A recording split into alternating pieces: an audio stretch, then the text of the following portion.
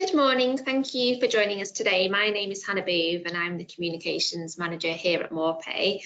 It's my pleasure to introduce the topic for this session, which is how to manage and respond to rising absence rates. This morning, our seasoned expert Carl will discuss key factors that can affect absence and how you can manage absence in a fair and constructive way. So before we begin the main presentation, we'll run through the agenda for today. Carl will start off by explaining what causes absence to spike and also how mental health and women's health can affect absence.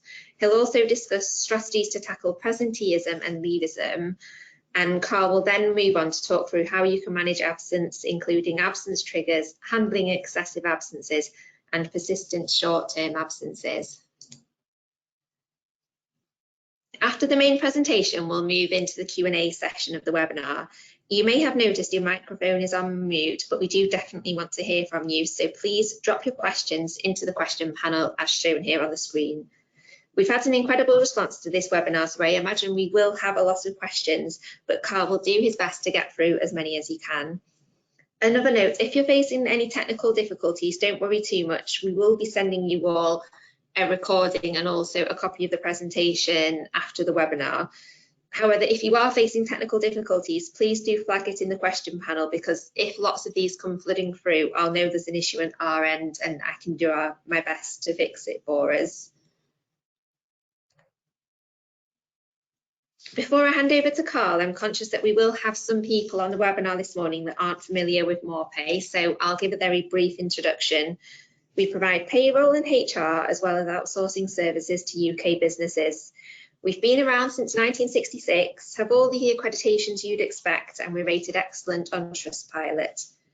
Our promise is to make payroll and HR easy, and here's how we do it. We've built payroll and HR software that's easy. We deliver quality outsourcing options, and all of this means worry-free compliance for businesses. On the slide, you can see some of the businesses who trust us to take care of their payroll and HR. So that's enough about MorePay. Let's move on to meet our presenter for this morning. If you've attended some of our webinars in the past, you'll be familiar with Carl. Carl's an employment law consultant at MorePay. He's worked here for over 12 years and specialises in disciplinary. So I'll now hand over to Carl, who will take you through today's session. Thanks, Carl. Thank you. Right, first of all, if that picture doesn't put you off your 11 o'clock coffee, I don't know what will, but sorry about that. Yeah, it's about this time of year that you expect the kind of the Christmas party webinar about fighting and everything else. We're not doing that this year because there's something that's probably more pressing.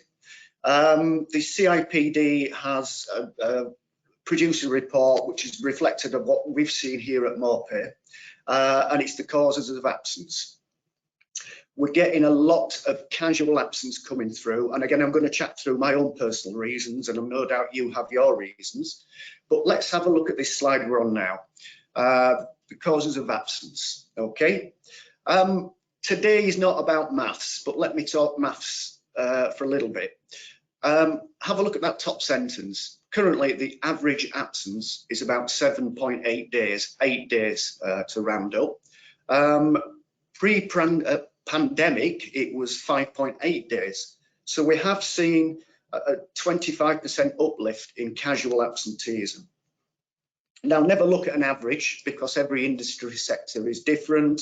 If you are in healthcare or if you are in hospitality, it'll be higher. And no doubt your SLT or senior managers, it'll be a lot lower. But the direction of travel is casual absenteeism is up.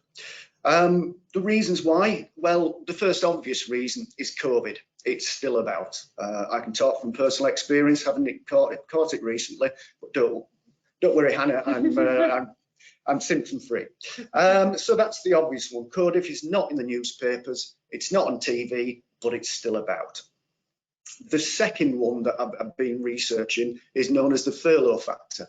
A lot of people got really comfortable, sat on settees watching Netflix, Coming back into the warehouse, into the office, into the care home was never easy for them. So now when they wake up in the morning, they're kind of used to the cultural environment of just stopping at home. Those are two. There are more, but I won't go into them because I personally don't believe them. But there's wild and wonderful ones out there. But whichever way you look at it, casual absenteeism is on the increase. So we thought we'd run this webinar to give you some hints and tips about how to address that. Okay, have a look at that middle panel. The top causes of short-term absence are minor illnesses, 94%. So those are your easy wins. They're your colds, your flus, I've lost my car keys, the train didn't arrive, the casual absence. So if you can focus on 94% of your absence problem, then you've got a lot of it sorted already. Okay, not all absence is short-term, it's long-term. Today is not really about long-term absence. That's a different webinar for a different day, I dare suggest, Hannah.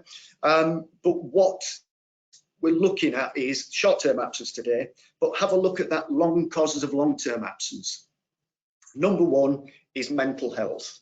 It used to be heart disease, strokes and cancer. With society progressing and mental health being taken more seriously, right now, mental health is the number one long-term absence. I want to touch on it on the next page, but again, to reiterate, today is not about long-term health. It's about how you address the sickie, the I can't come in because I've got a cold type absences that we all see day in, day out on the advice line. So thank you, Hannah. If we could just move on to the next slide. Okay. There's been a significant increase in tribunal claims on disability. And again, because it's number one on the long-term absence, you don't need to be an expert to work out it's probably number one on long-term tribunals. Okay. The first thing is mental health is complex. We as HR professionals, business owners, whoever you are, I'm guessing you're not a specialist in mental health. So therefore, we can only go so far with that before we need specialist referrals. But again, conversation for a different time. The good news is the serious stuff, if you can see in that right-hand blue box at the bottom, bipolar and schizophrenia are not common. The more common forms of mental health issues are depression and anxiety. If you have an employee saying, I can't come in today because I can't face work,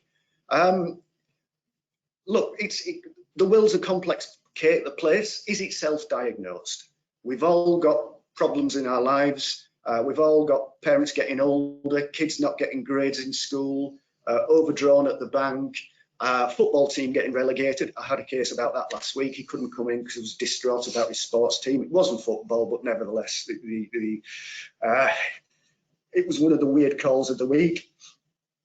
If they're self-diagnosed, if somebody's taking 1, 2, 3 days off due to quote unquote mental health, it's probably not mental health. It's somebody being a little bit upset about something in their life and not wanting to pull the duvet back. So we can address that into short-term stuff if that's the case. But if it's long-term stuff, it is complex, it is more serious.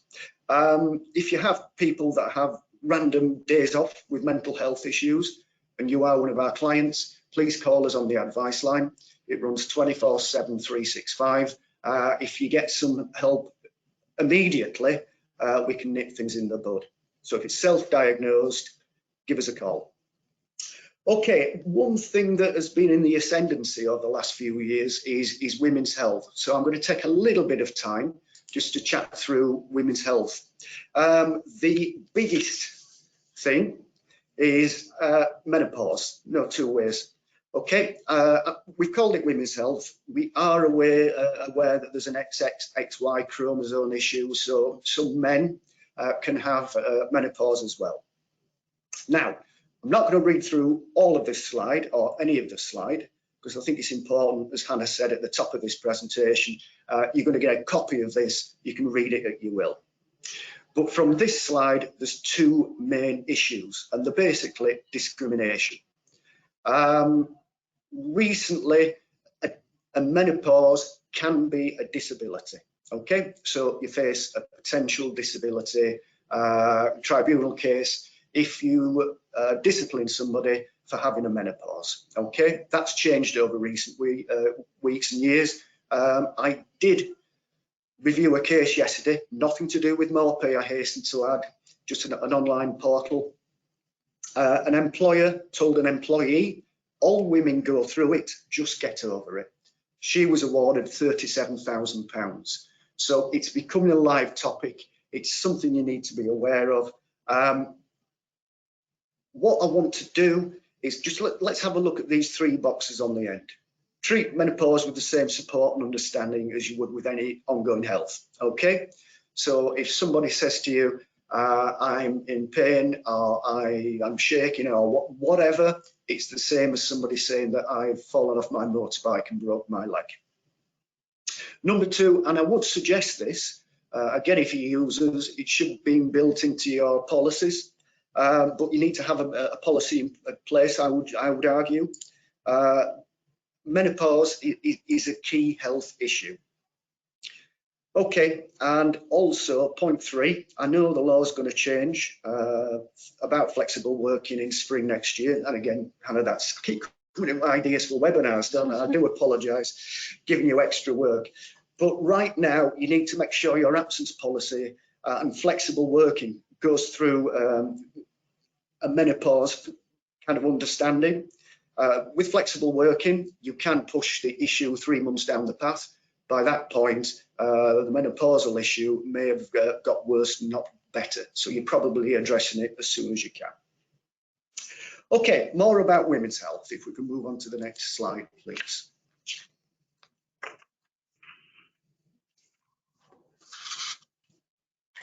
Okay, again, we're not reading through this, but the biggest thing I want to point out is menstrual health should be taken seriously in the workplace. Period pain can be a reason for absence and a very good reason for absence, but just have a look about the top line of that final paragraph.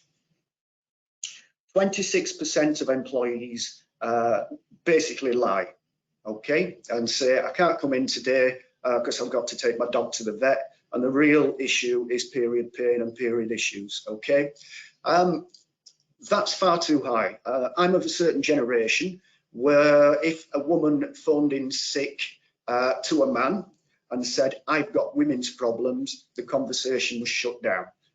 Thankfully, those days have gone, but still 26% of your female employees feel that they can't tell you the truth. So you need to be aware of that, you need to encourage that, and you need to have a policy around that about how do you allow period leave, okay? The other thing to watch out for is the sex discrim case. Yes, of course, you've got to be understanding and supportive of your female employees, but be prepared for a knock on the door by a male employee saying, that's not fair, she's never here, okay? Again, if that happens, we have solutions, just give us a call. Okay, if we can move on, okay. So we've dealt with the various points of absenteeism, and again, we're talking about short-term absenteeism, but how do we manage absence? What do we do dealing with absenteeism in a fair and constructive way? Okay, well, we all know how to measure absenteeism. It's either you're here or you're not, but that's technically not true, okay? I need to talk to you about presenteeism and leaveism.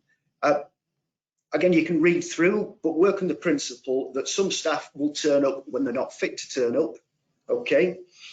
And some people using allocated time off with holidays will mask their illness. And that's not a culture you need to be encouraging. So leaveism, it's where somebody will ring in and say, I'm not well, can I book it as a day's holiday?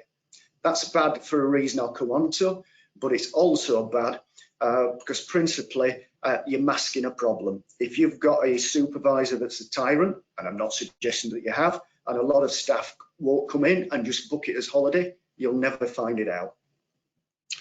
Likewise, presenteeism. You don't want sick people coming into work when they're not well. They're going to pass on germs, they're going to pass on their illness, and they're going to try and appear to be productive, but how productive are they? We need to identify either you're fit for work or you're not fit for work. We can't have what's on this slide, which is a halfway house. Okay. Now, I said I wasn't going to read much, and I'm not, but let me look at the bullet points on the right-hand side. Guidance for managers to help them spot warning signs. Have you got a certain problem in a certain area of your business? Somebody turning up for work, being a zombie for the day. Can we see that? Can we spot that? Can we ask them what's going on? Positive employee communications, for example, to encourage people to take annual leave. I'm going to put my anorak on now, and I know Hannah's got one eye on the clock, but holiday leave was brought in on legislation on health and safety and not employment law back in 1998. And the reason it's health and safety is because tired employees are not productive employees, but more importantly, if they're tired, then they can get into accidents, trip, fall into a machine. So holidays should be taken regularly throughout the year, and you should be encouraging that as business owners and managers, rather than working from January to October and then taking all the time off in November. What you'll get is burnt out employees. You'll have employees that are turning up. How productive are they? I'll leave that to you. But if they've not had a week in the sun somewhere, I would suggest that holidays need to be kind of spaced out throughout the year. And you need to be actively encourage them to be doing that. As HR professionals and business owners, you'll have records of that. You can be saying who's undertaken and who's overtaken and actively manage that. Okay, a healthy role model by senior leaders, for example, not working when ill. There was the CEO of the Halifax Bank that went ill for a few months, and there's somehow, and I mean this for both men and women, there's a macho culture out there. If you're high up in the organisation, you never have a day off. It's not a good thing to do. Okay, we don't accept the sickie, but you know, the day off to go to the races. But what we do accept is everybody's ill from time to time. Doesn't matter if you're the CEO, doesn't matter if you're the person that empties the bins. It's important that you set an example to say, I'm not well, I'll get on the settee. Okay, let's look at absence triggers if we can move on the slide. Now, the main takeaway from this is we need a fair and consistent approach. You've all got employees that you quite like, you've all got employees that you quite don't like, but the danger is if you've got one employee that's sick 5 times, but he's a good worker and you don't do anything about it. If you've got an employee that you don't like very much and is a pain in the wherever, you need a constant approach. Now, I want you to look at one word or one sentence, and it's absence triggers, okay? Should prompt a response. It's the bottom line in that top paragraph.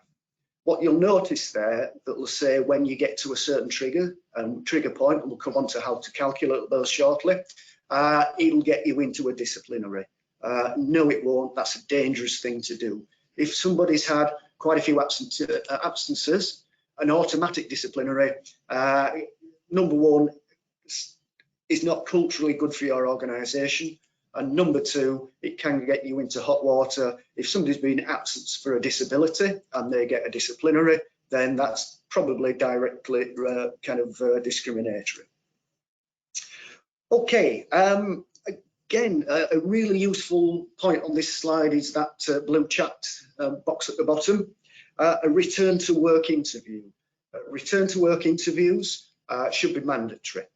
If somebody can get away with a WhatsApp message to their supervisor saying, can't come in, I'm ill, and then nothing happens behind that, then you've got a culture where two reasons. The first reason is how you need a handle on your business. If you have got staff that are ill, you need to talk to them. Why are they ill? What's making them ill?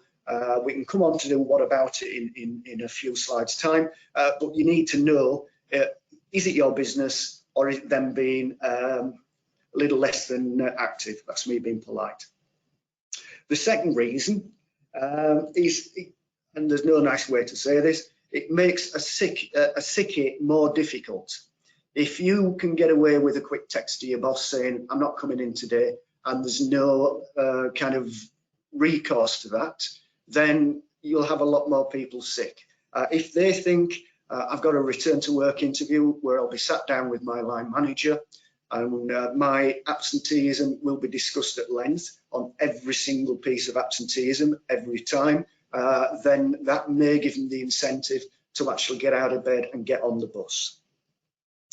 Okay, so a return to work is very important, and the takeaway from this slide is it should prompt a response and not a disciplinary. So absence triggers is where somebody will go through your policy of X amount of absences, and again, that's down to your organisation, but our policy team can help with that. But they will go to a point where you've got to do something about it. Everybody's sick once in a blue moon. It doesn't mean that you can be sick regular and often and no recourse. So if you've got absence triggers, it'll prompt a response. Okay, thank you, Hannah. If we can move on. This one's about measuring absence. I mentioned at the top, we're not here for a maths lesson, so don't worry about that colourful block on the left. We're not going to go through that too deeply, but there's four main ways of calculating absence.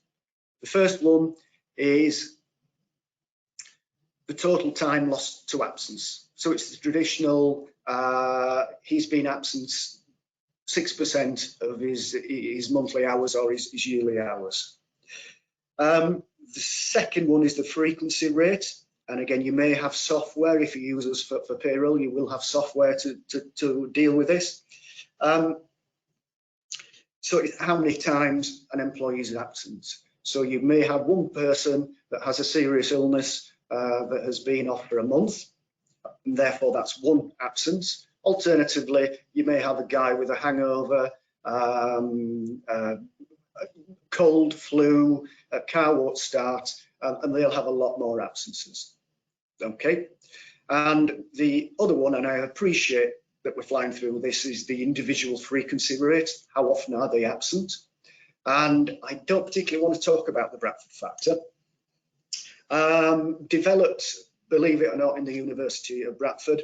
It's a blind tool. It measures how many times have people been absent times frequency of absence, and it's a little bit of a spreadsheet exercise. The key is when you hit one of these points, whichever system you use, is to investigate. Okay, but this slide looks at purely at mathematics. What I want to chat to you about as well today is looking behind those mathematics. Patterns of absenteeism. Somebody may be not absent often, but if you have a look at last year's absenteeism, it kind of measures up on days, school holidays. If a holiday is refused, they'll ring in sick. So if you've got staff playing the game, they may not be absent many times, but have a look of where those dates fall. Is it always a Monday after a heavy night on the booze on Saturday and Sunday? May not be often, but the mathematics will tell you so much. But you, as business owners, HR professionals, need to look behind the mathematics and try and work out, have you got something going on that you need to address?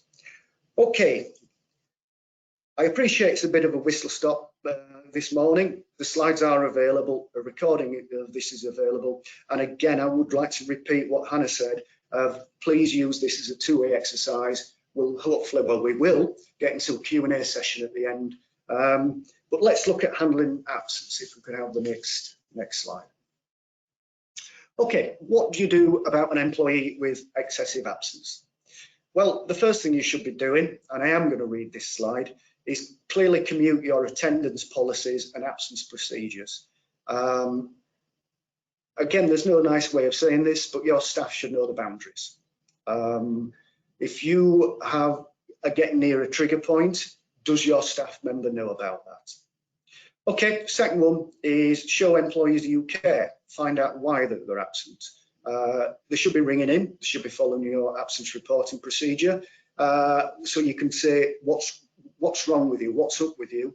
And don't forget, when they have the return to work interview, you can follow that up. And you are allowed to ask them.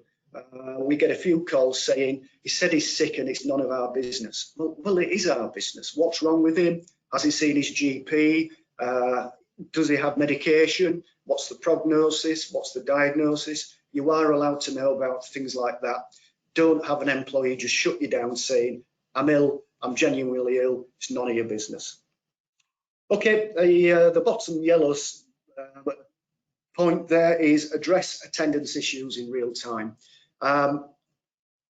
There's nothing worse than you thinking, well, every month end, I will go back over my absenteeism and I will interview my staff that were absent. 3 weeks have gone under the calendar. Staff may not remember. If you do it in real time, it shows that you care and it shows that you are positively addressing absenteeism. The point at the top right, mentioned previously, apply the rules fairly and consistently to everyone. I mentioned that point earlier.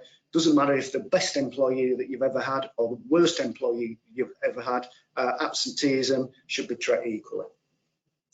And also ensure absences are documented. That's good business management, but also it helps you in the event of down the path you're in a redundancy situation. You can use absenteeism as one of the matrix, one of the decisions to let some staff go and not other staff go. So if it's not documented properly or it's masked by holidays, as I said on a previous slide, you're not in a good position. If it's accurately documented, you've got good business practice, good record keeping, but in the horrible event you're facing a redundancy, the people with high casual absences may be the first to go. Okay, the bottom right one is, I'm going to slightly disagree with my own slides. So watch Hannah come over the desk and hit me. Yes, of course, praise and reward good attendance. That's great. If you want to give them a gift voucher for not having a day off in 12 months, that's all wonderful and brilliant. But I think good attendance, we shouldn't praise. It's what you pay them for. So that's my slight secondary disagreement. I agree we should praise and reward good attendance, but I would like to think good attendance is the default position. Okay, we're coming up to 30 minutes now, so I'd like to just talk a little bit about, okay, you've identified casual absenteeism, you've handled casual absenteeism, what can we do about it? Now, have a look at the top right-hand side of that slide.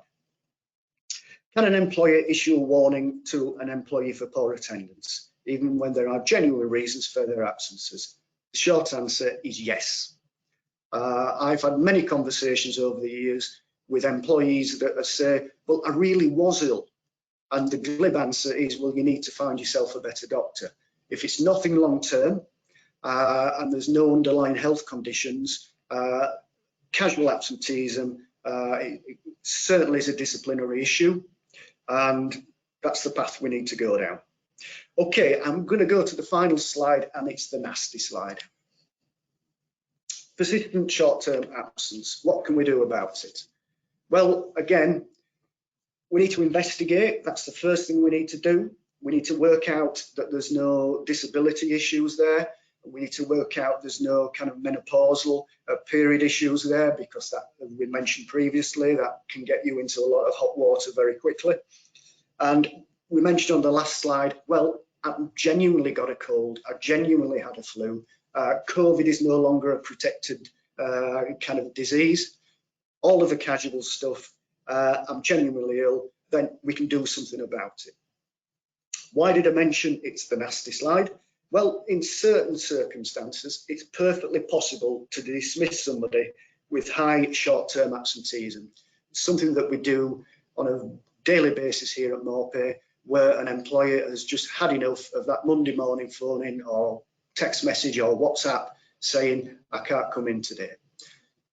We're not monsters, we're all human, but something needs to be done when somebody is not the employee that you want them to be. You've coached them, you've taken them through your procedures, you've done everything that we've talked about in the last 30 minutes, but ultimately it's just not happening. You've had enough. Again, if you're a customer of ours, call us, because each case is individual. If you're not a customer of ours, clearly I'd like you to be a customer. But if you're not a customer of ours and never intend to be a customer of ours, then what I would suggest you do is get some independent legal advice.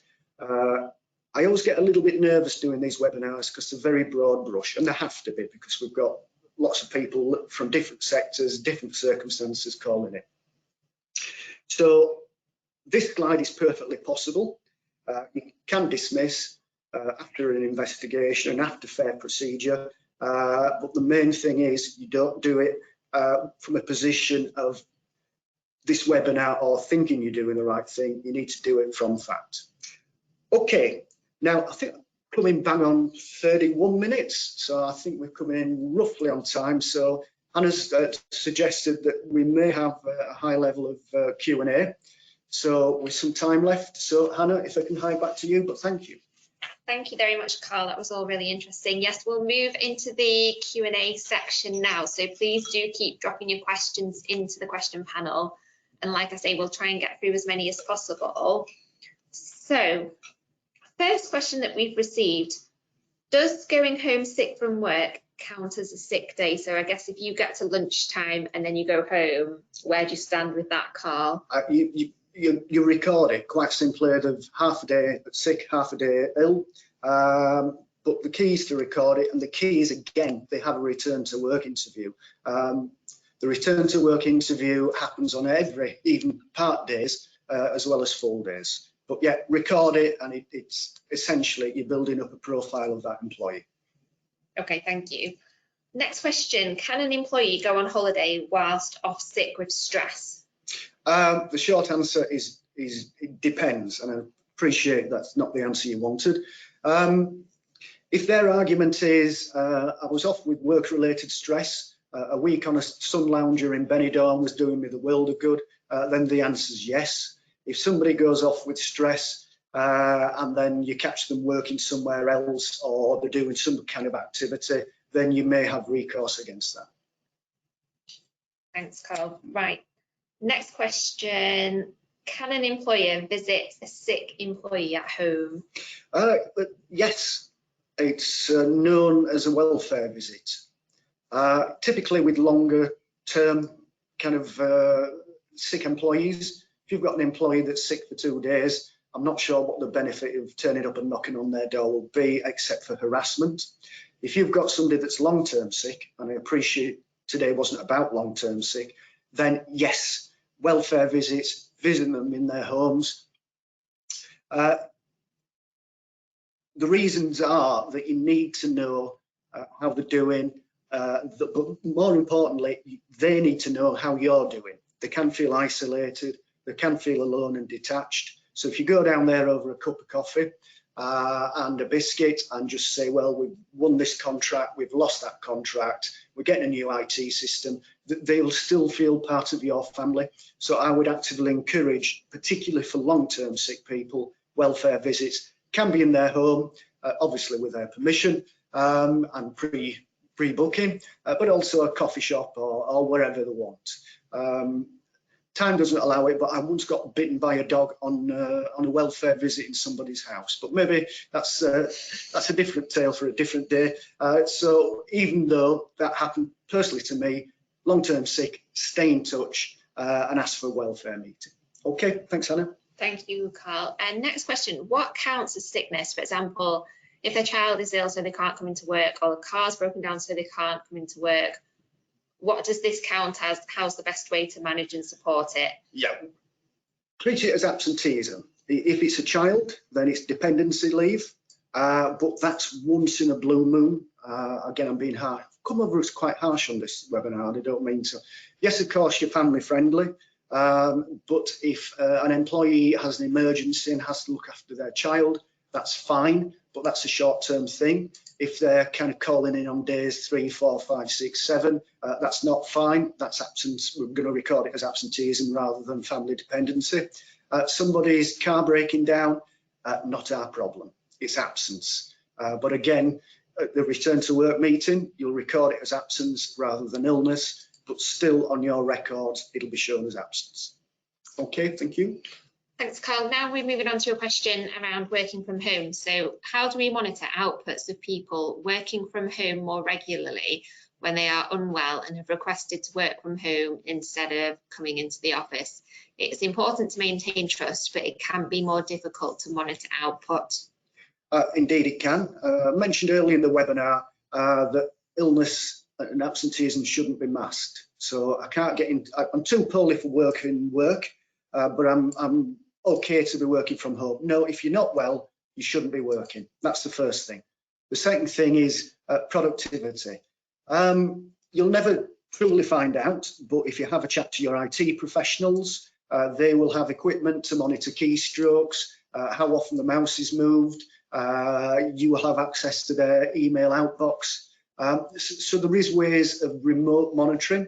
It's a little bit Big Brother, but normally what you'll find is if you start to distrust somebody, you'll go in to their emails and you'll find what you expect to find. Good management is you can pick up on who's trustworthy and who's not trustworthy. But there are ways, but your staff should be fully aware their postcode does not affect their productivity. If it's the office postcode or their home postcode, productivity should be the same. And if it's not, then again, we need to have a chat with them. But I'd advise against somebody saying, I'm too ill to work in the office, but I'm okay to work at home, because all we're doing is masking a problem. Okay, thank you. Carl, that's really useful. Moving on to a question about period-related absence. Can you suggest planned leave going forward for the anticipated dates, e.g. each month? The short answer is yes, you can, but what you're doing is predicting a future physical health condition, and they're not always easy to do. I am aware, as I have a wife and 2 daughters, I am aware about periods, but not always that easy to predict, and they're not always easy to predict what discomfort and pain somebody's going to be in. So just block booking time out of the calendar is proactive, but it's not always accurate. So I think what you probably need to do, it's a very good idea, but I think it'll be on a case-by-case basis. Thank you, Carl. Right, we've got time just for a few more questions. So the next question is, how do you address anxiety conversations without causing increased anxiety in the process? The first thing you do is you get their line manager, if they are a trusted line manager, i.e. your employee likes them, and say, look, it's a supportive measure. Is there anything we can do to help? If they've got money issues, maybe we can give them a short-term company loan. So you don't come at that conversation with, you're anxious, it's not good enough, tell us more about it. You're saying is, look, can we do anything to help? Do you want to talk about things? Do you want to come and discuss anything with us? Is there anything we can do? It's that type of conversation rather than, I'm not happy that you're always off. Thanks, Carl. Right, we've also got some questions coming in around the menopause and also around absence triggers. Now, this is quite a long question, but I do think it's one worth asking. So regarding absence triggers and menopause, how can we deal with that? If someone has absences for illness, e.g. COVID or a virus, but then a menopause-related absence takes them over the trigger, how should we deal with that? Should the menopause absences be separated? They have said that they always do return to work meetings, so we know the reason why they are ill. They've got that information. Then they should be discounted from your trigger. I mentioned previously, menopause now can, not always, but can be considered a disability. If somebody went through a trigger point with cancer or something like that, you wouldn't include it. Likewise with the menopause, I'd just be wary of somebody taking advantage of that situation. But I would certainly, if it's a menopause issue, discount it from your trigger points. Thanks, Carl. We've also got another question around trigger points. So if someone falls under the Disability Act and all absences are related to an ongoing health condition, what would your advice be in terms of adjusting the triggers via occupational health? Yeah, we'd look to make reasonable adjustments. First of all, is you're not attending work often enough. Can we do anything that's reasonable to accommodate your disability so you're at work more often? Okay, that's hurdle one. Hurdle two, you pointed out yourself, occupational health. There's a third one we can look at, which is with their permission, we can write to their GP. And what we can do then is work out if the absenteeism is not sustainable, is unsustainable. We've looked at reasonable adjustments. We've looked at some medical evidence. At that point, we may be looking at capability dismissal. If their absenteeism is that bad due to their disability, we'll go through several tough exercises, but the backstop may be that we can dismiss them, and it could be a safe dismissal. But that's extreme. Before that, reasonable adjustments, occupational health, GP. Okay. Thanks, Carl. We've had a few questions around potentially employees that might appear to be playing the system. So if you've got triggers in place, for example, one question we've had says, the company I work for issues warnings for short-term frequent absence. What is your advice when we have a person who habitually gets the sickness warning, has a good attendance during that time, and then when it expires, they go off sick again? Very good question. I'm going slightly off tangent here. Years ago, I used to work for a manufacturing company in HR Cub, and we used to have, you were allowed 5 days a year absence. And we used to have people coming from the factory to ask how many days did they have left. Genuinely true story, believe me. Okay, yes, playing the system. Somebody waits while the calendar slips by and they're back to being neutral. Quite simply, get them in and point this out. And that can be a disciplinary issue in itself. Not the fact that they've been off ill, but the fact is you've got documentation, and that's why I said you need accurate documentation, that they are playing the game. And that's the reason we discipline them, and we can potentially go to a more serious warning than just saying you've triggered an absence and here's after fair procedure, here's a warning. Thanks, Carl. Right, we'll just do 2 more questions. So the penultimate question, if a staff member calls in sick due to having a common cold, are we able to ask them to have the rest, take medication, and then potentially try and work again? Yep, there's nothing wrong with saying grab 2 paracetamol. Colds, we're in the cold season. If you want a desk away from everybody else, you don't infect them. But yeah, grab a Lemsip and get yourself into the office. It's just a cold, unless there's something more serious or an underlying condition, such as an autoimmune disease, where having a cold can really knock you. But if it's just a healthy employee with a cold and there's no underlying condition and it's not a very serious cold, 2 paracetamol and get yourself in place.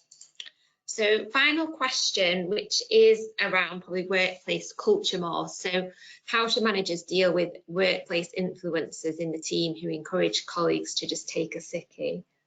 If we can evidence it, we're back into disciplinary. If you've got a supervisor that says, look, you know, we've got month-end stock take coming up, we're all going to be very busy, why don't you disappear for a couple of days? That means we'll get some overtime on the Saturday, that type of thing. If we can evidence that position, that's serious. That technically is fraud, and it's a very serious issue.